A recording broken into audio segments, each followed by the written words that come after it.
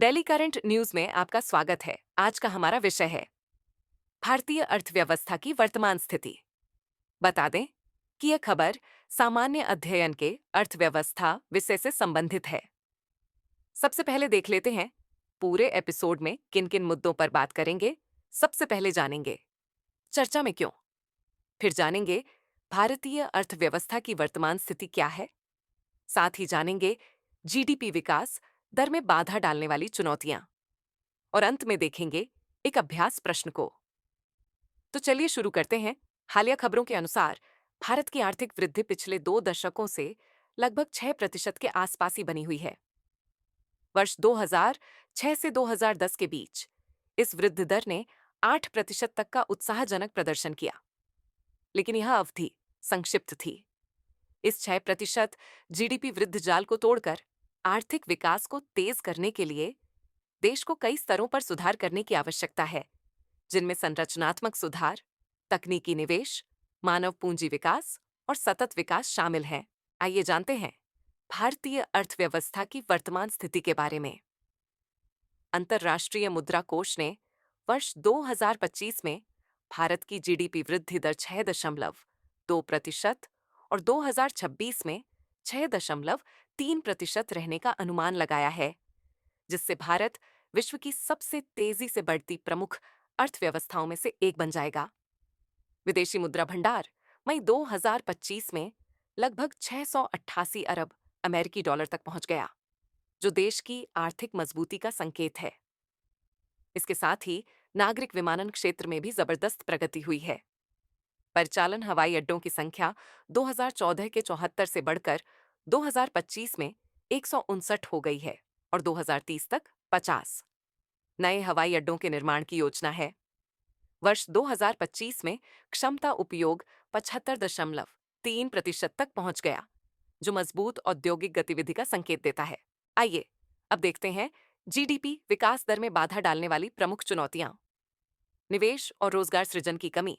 पिछले 25 वर्षों में निवेश जीडीपी अनुपात 39 से 42% से गिरकर 33% रह गया है, जबकि निजी निवेश 18% से 9.8% तक घट गया है।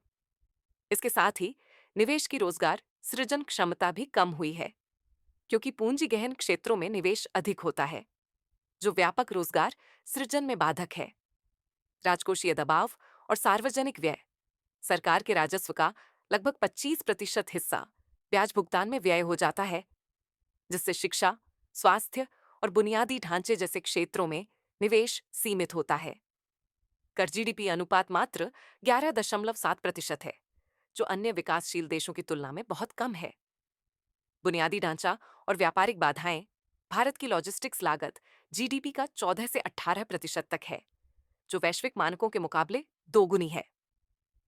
खराब सड़क कनेक्टिविटी, बंदरगाहों की भीड़ और कमजोर आपूर्ति श्रृंखलाएं निर्यात को प्रभावित करती है। व्यापार समझौतों की धीमी प्रक्रिया भी भारतीय उत्पादों की वैश्विक पहुंच में बाधक है। सामाजिक असमानताएं और संस्थागत कमजोरियां। आर्थिक विकास मुख्यतः शहरी क्षेत्रों में केंद्रित है, जिससे ग्रामीण कृषि क्षेत्र पिछड़ रहा है। संपत्ति का असमान वितरण और भ्रष्टाचार के कारण सामाजिक विषमता बनी हुई है।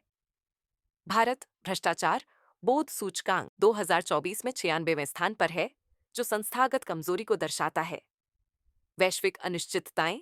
रूस यूक्रेन युद्ध जैसे भू राजनीतिक तनाव, अमेरिका और चीन जैसी प्रमुख अर्थव्यवस्थाओं की आर्थिक मंदी और तेल की कीमतों में उतार चढ़ाव भारत की वृद्धि को प्रभावित करते हैं।